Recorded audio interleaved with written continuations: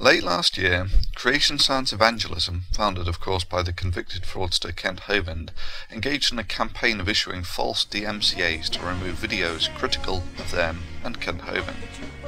The campaign was a notable failure with a large backlash and a significant portion of the flagged videos being reinstated under fair use.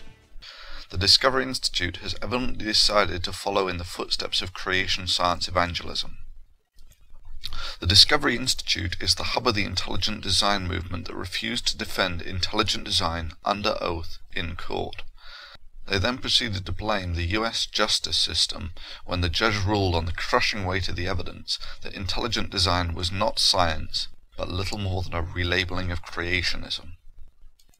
The lack of respect of the Discovery Institute for the US judicial system is highlighted by the high praise lauded by Discovery Institute fellow William Dembski on a flash animation in which Judge Jones is characterized as a talking doll who spews forth phrases when professional witnesses for the prosecution pull the drawstring of the doll, originally with flatulent sounds. It later turns out that the high-pitched voiceover were provided by none other than Discovery Institute fellow Dembski himself. Truly, the actions of the Discovery Institute fellows exude forth the level of maturity, integrity, and intellectual prowess of the intelligent design movement. In late November 2007, the Discovery Institute took down one of Extantdodo's videos, critical analysis of the video Icons of Evolution, with a DMCA copyright infringement notice. Extantdodo has produced many edifying videos highlighting in an educational fashion the many shortcomings of intelligent design and creationism. In his recent video, Extantdodo highlighted the intellectual dishonesty of the Discovery Institute in the video Icons of Evolution.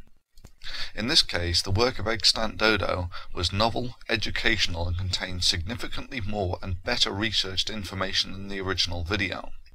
It is therefore difficult to see why the Discovery Institute has flagged this video as infringing their copyright, as it would be covered under both fair use and non-profit educational purposes.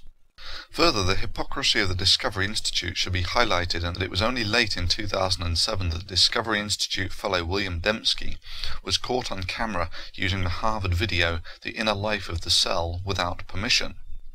Harvard had refused permission to let the Discovery Institute use the video. Dembski then played dumb, claiming on his blog that he just found it online, with the credits curiously missing, and then added his own audio in the hope that plausible deniability would solve all of his problems. Unfortunately, Dembski had earlier that year written a book in which it was evident that Dembski knew the origin of the video at least 6 months before he used it without permission. Dembski has claimed on his blogs that the credits were still on his video. Regrettably, this is simply at variance with reality. This is the start and end of the Harvard video.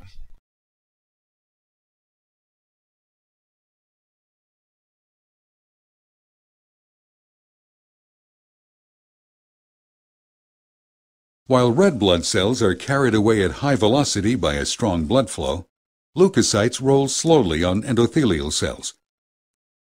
Rolling, activation, adhesion, and transendothelial migration are the 4 steps of a process called leukocyte extravasation.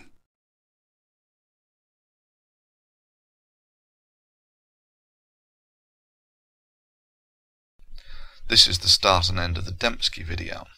Watch a little video, which, as it were, this is state-of-the-art computer animation of what's inside the cell, and so just watch and enjoy.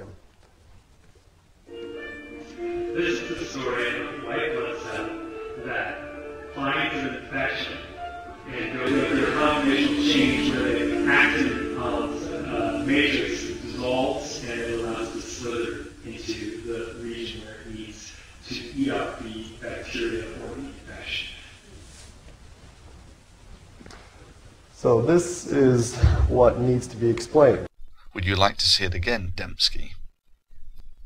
Extantdodo extensively added to the Discovery Institute's work. It was educational, and Extantdodo in no way profited from this work. Dembski, on the other hand, gets paid for his lectures and used Harvard's work wholesale and in an unaccredited fashion in an attempt to lend credibility to a debunked idea which Dembski makes money on from book sales. So why is this of interest to anyone? Well, I make fair use of the misleading material of the Discovery Institute and expose it in a scientifically competent fashion. If the Discovery Institute see fit to flag these videos with false DMCAs, my first response will be to contact Pepper Hamilton. Pepper Hamilton were the law firm responsible for the humiliating drubbing Intelligent Design received in court. This was the court case in which 3 of the members of the Discovery Institute, the hub of the Intelligent Design movement, decided it would be best for them not to attend. There, Pepper Hamilton had no direct legal connection with the Discovery Institute. However, in the event that the Discovery Institute decide they wish to walk the same ruinous path of false DMCAs as a form of backdoor censorship previously trodden by Creation Science Evangelism, I will be happy to offer Pepper Hamilton the option to engage directly with the Discovery Institute, and would joyously engage, with a smile on my face and a tune in my heart, to ensure that the inevitable humiliating defeat of the Discovery Institute in court is seen by the widest audience possible. I will also be happy to add this to the compendious list of courtroom defeats of creationism, intelligent design, and the Discovery Institute.